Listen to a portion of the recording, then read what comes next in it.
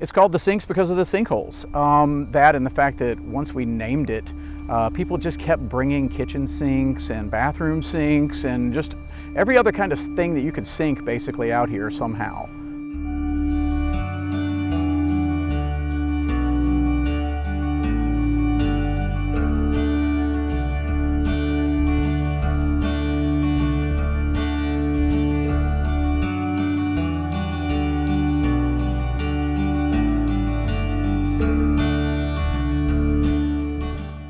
Playing here at the sinks, going through the gates, I probably come here 3 to 5 times a week, and a little less. He's married.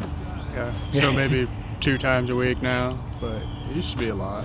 The best part about disc golf is chasing that perfect shot. It's like you can be as good as you can ever get, and you'll always be chasing one more perfect shot. I mean, I really just like being outside, and it's so cheap to even get into the sport. And that's how we originally started, because we're dirt poor, and we were like, what can we do outside that's like $10? So we went out and bought a disc, and that's what I like about it. I guess for the last 10 years, I've been out here at least 1,000 times. This is where I go on Sunday. That's what I tell people. It's like my church. Come out here to see my buddies, hang out with my friends. I want my ashes scattered here when I die. But yeah, I love the place. Like hanging out with everyone, playing disc golf. I like being outdoors. Love the people that I've came in contact with, new friends, new experiences, new towns, awesome courses. I don't know. It's my family away from family. Over the years, probably a couple thousand or more. Now I'm retired and back in town. It's more often I can come in the morning before I go to work. It's a course that means so much to our local community in terms of being kind of the hub, the place to go, the meeting place for disc golfers in Chattanooga.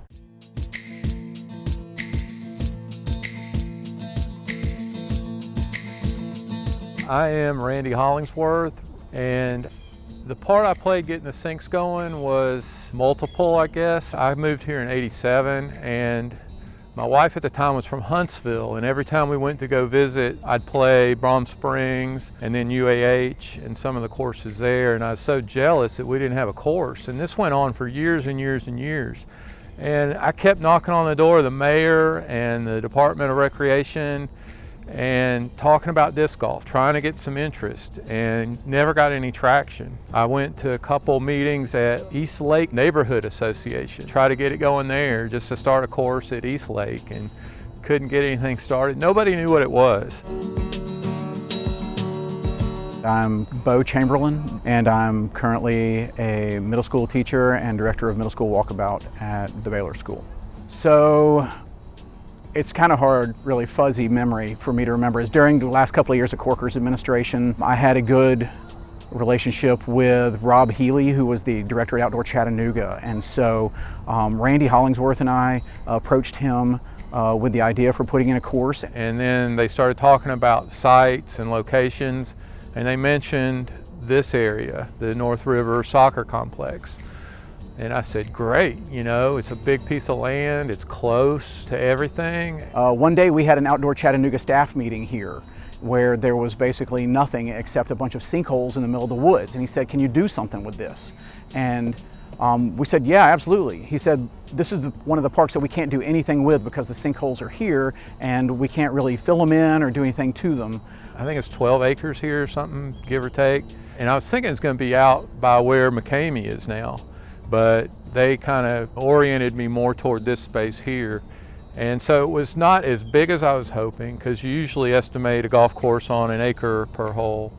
But since it's wooded and you can shrink it down a little bit and still make it competitive. My name is Jeffrey Viggers. A lot of it was done by Bo and Randy.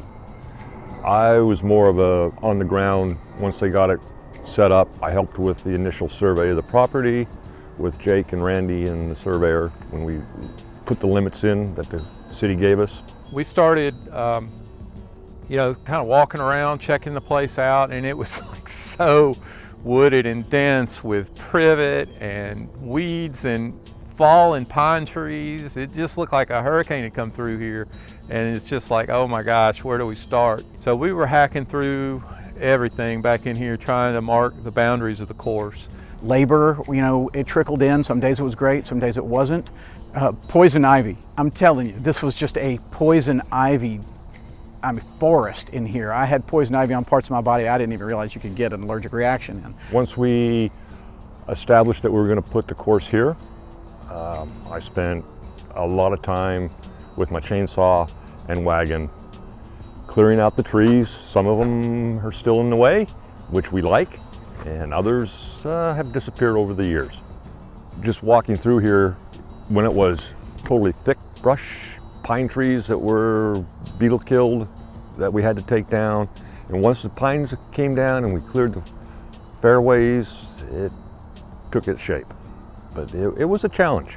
One of the important things about the origin of the course was the help that Ultimate community gave us, and the amount of manpower that Ultimate players put into it, and helping us come in and get the privet out. This was really when a lot of the people in the Ultimate community kind of came out and just put in some time. And there were a lot of disc golfers that kind of came out of nowhere that we didn't even really know that had lived in Chattanooga. The original nonprofit organization, the 503c that exists today, the Chattanooga Flying Disc Club, was actually created so that we could take in money for the Ultimate League that was beginning to grow in Chattanooga, and we didn't want a tax burden. And we incorporated it, including the term all disc sports, in the mission because we knew about disc golf, but there weren't any established courses anywhere within an hour and a half drive or so. We just had the idea, we had the vision to bring it to some course in Chattanooga, and Stanley's reference to bringing traffic to parks that were underutilized really rang true with Rob, and he seemed to really feel like there were a few places in Chattanooga that could benefit from that. And he was just a willing soul, and Corker was really into pushing the outdoors in Chattanooga. He'd told Rob Healy famously, "I don't want to ever see you if you don't look like you're ready to go for a hike." So Rob was always wearing, you know, Patagonia shirts and hiking boots, even if he was going to, you know, staff meetings with the mayor. And he was a wonderful ally. And if it had not been for his inroads made to Corker, we probably would have never gotten it done. When they came to look at what we'd done the first time, they couldn't believe it. They were blown away that we had done this on our own. We hadn't asked for any help from the city. We'd done it all grassroots. We'd done it all volunteer. And we pulled it off to put in a pretty nice little 18-hole course, you know, to start getting people interested in it. Yeah, it was the grand opening of the sinks, and I remember, you know, I was all psyched about it, and I was just hoping people would show up, you know, and it was a beautiful day. I mean, beautiful day in the sense that we had the course here, but it was cloudy and rainy and cold, and but people showed up. It was a great day for me. It was a surprise. Bo kind of secretly got the mayor to come out, and they gave me this big plaque. It was this huge recognition from the city. And I remember Bob Corker said to me, he said, "Man, I hope I get one of those." So it was pretty neat. And they also gave me a plaque, you know, about dedicating the course to me and to put it on the board. But I didn't do it. I kept it in my office. So I know what I did. And I'm just amazed at the amount of support the course gets now, you know, the amount of play, the amount of cars that are here, you know, the support that this place gets is incredible. My name is James Cole, Snappy, what they call me around here. I guess that I am the local pro. Me and Joey are the top two guys around here.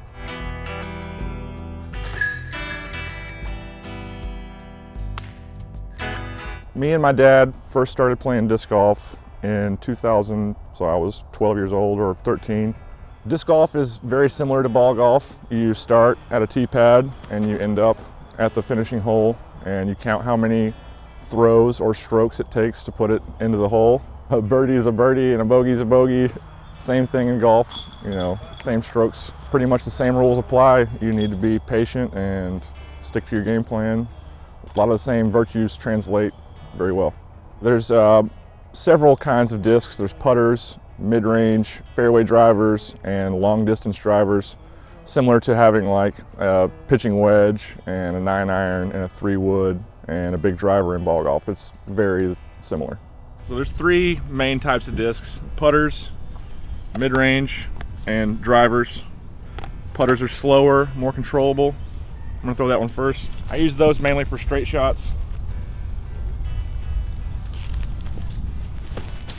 Pull it back, straight back, and straight forward. Mid-range, a little bit faster and a little bit more stable, so it's gonna hyzer out a little bit more.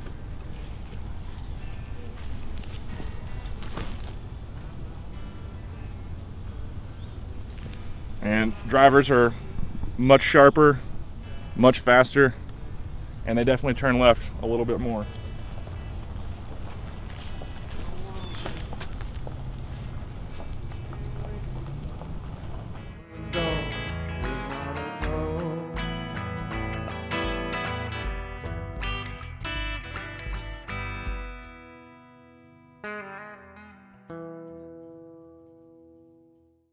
Disc golf shaped my life a lot, just in terms of the places that I've gotten to go and the people that I've gotten to meet. I've definitely have some lifelong friends that I would consider now because of disc golf.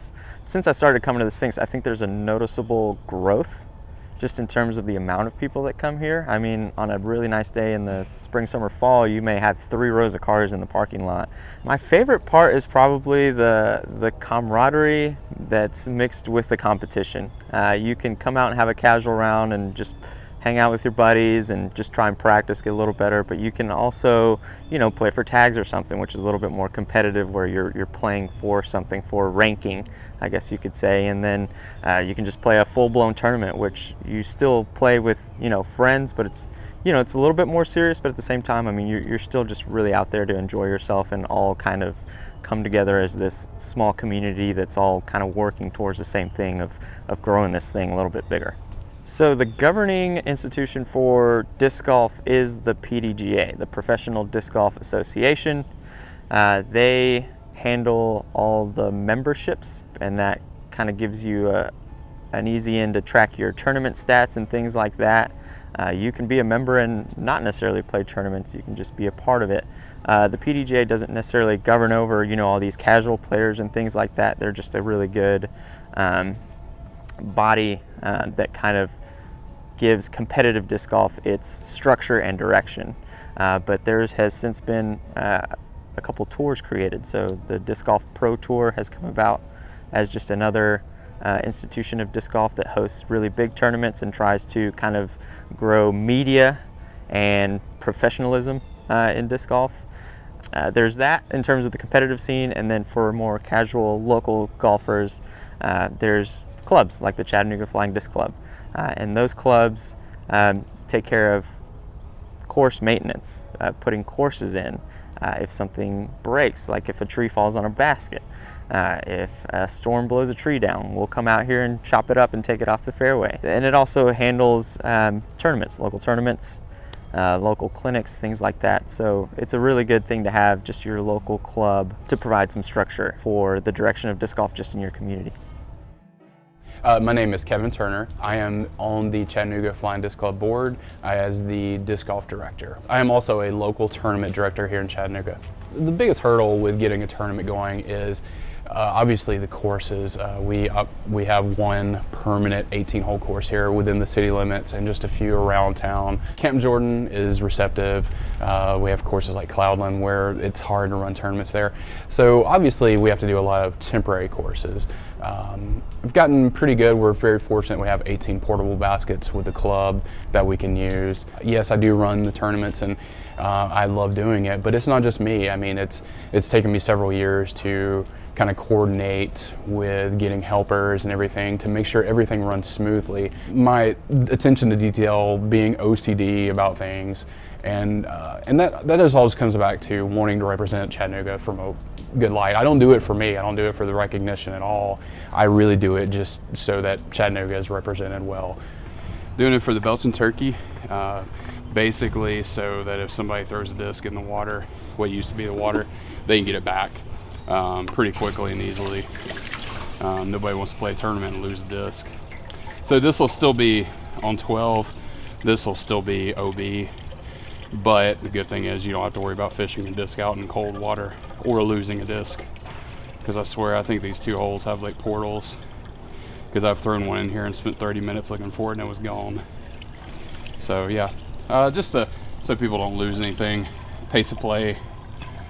Try and keep everybody a little happier, even though they may go OB.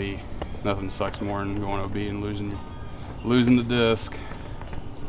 You know, words about bad tournaments or everything kind of spread. So I just want Chattanooga to be known for well-run tournaments. I love seeing a sport where we can have a small impact on the environment and give something back. We're not like a big, football stadium where we're all concrete and we tear everything down. We work really well with the woods. If you've ever helped me do a course work day or put it in a course, I'm very timid on cutting down trees just because, that's part of the course. So I like how it works with the environment as well. So one of the biggest questions we hear is why Chattanooga doesn't have more courses. And it's a good question and one that I don't really have a fantastic answer for.